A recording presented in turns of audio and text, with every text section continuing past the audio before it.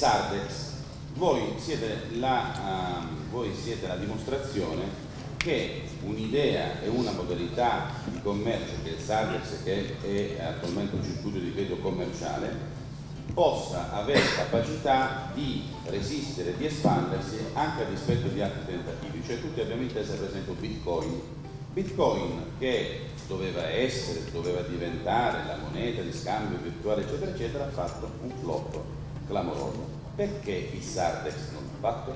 Io credo che una forse delle cose che ci ha aiutato è il fatto che Sardex non è una moneta convertibile. Nasce per essere spesa. Nasce nel 2009. Sì.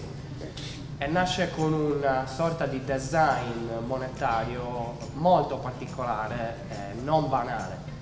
E forse l'aspetto... Cioè io non vado in banca e dico mi dai l'equivalente in nero di 3.000 Sardex? Non esiste. Esatto.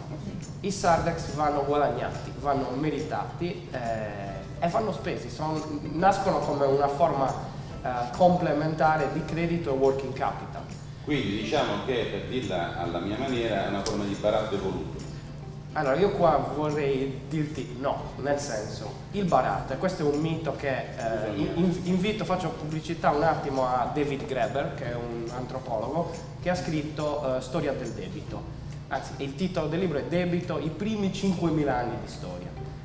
E appunto lui smentisce categoricamente Adamo Smith e un sacco di altri che da Adamo Smith poi si sono ispirati. Mi mando in confusione gli studenti, questi poveretti devono fare la maturità. No. Continuo a dire quelli adesso dice, ma quante cose dobbiamo andare a fare?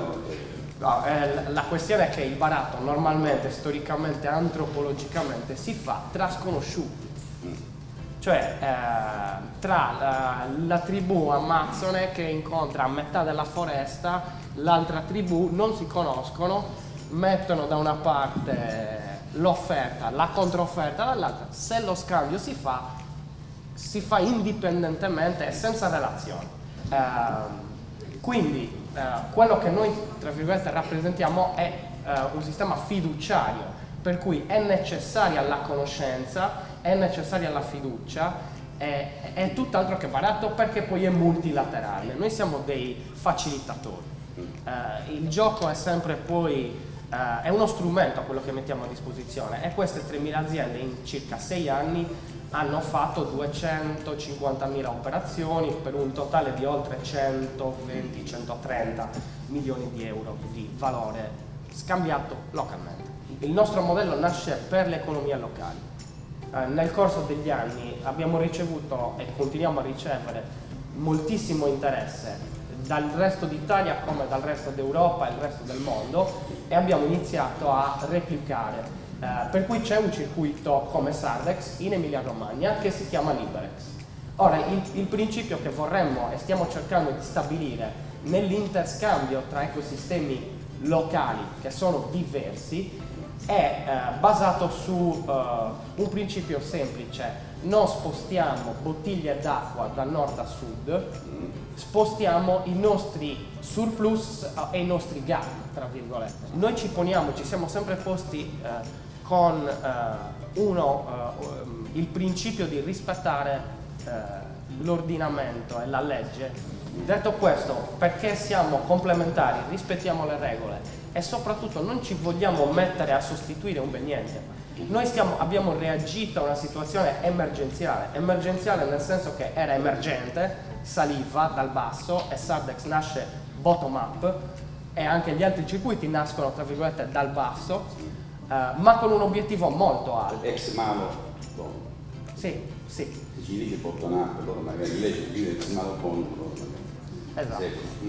No, nasce in un periodo in cui non c'era credito, c'era difficoltà di accesso al credito e di approvvigionamento di liquidità, in quanto le banche non hanno successo più niente. Arrivate voi ha detto ok, sai che c'è, cortocircuitiamo le banche e facciamo in modo di avere relazioni non di natura finanziaria ma di fatto legate all'attività che vi consentono di superare questo. Esatto, e questo va oltre poi anche la congiuntura. Noi ci siamo resi conto che in Veneto, dove la crisi ha avuto un impatto ma non comparabile con quello qui presente in Sardegna, il bisogno è lo stesso e identico. In più noi abbiamo cercato, forse per la formazione classica, di coniugare profittabilità e economicità, il mondo appunto numeri, con il buon senso, che spesso nel mondo tradizionale finanziario si è un attimino perso. Non vuoi parlare di etica sostanzialmente? Sì, etica, ma anche il buon senso delle massaie come dei nostri nonni.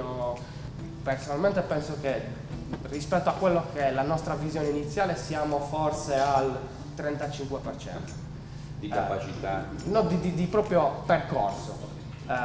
Detto questo, la exit, qualsiasi exit è determinata dal mercato. L'investitore oggi può aspettare o anche pretendere qualsiasi tipo di ritorno. Il ritorno lo decide il mercato e questo vale per Sardex, come vale per Twitter, come vale per la Deutsche Bank. Per parlare di cose carine. Sì, o Amazon, quello che vuoi. Amazon, esempio, quotata 10 anni in perdita, è entrata in profittabilità 10 anni dopo. Quindi cosa avrebbe dovuto pensare il primo finanziatore di Amazon al 9° anno? Adesso esco. Non è uscito, non poteva uscire, magari esce all'11°. Detto questo, a noi piacerebbe come visione che chi queste reti con noi, quindi le aziende che queste reti con noi hanno costruito, diventassero parte integrante del futuro di queste cose. Vorremmo che l'idea dietro Sardex, dietro tutti i circuiti, che poi è un'idea diversa di economia e di relazione, potesse sopravvivere a noi. Intanto grazie Giuseppe. Prego. No, è meraviglioso.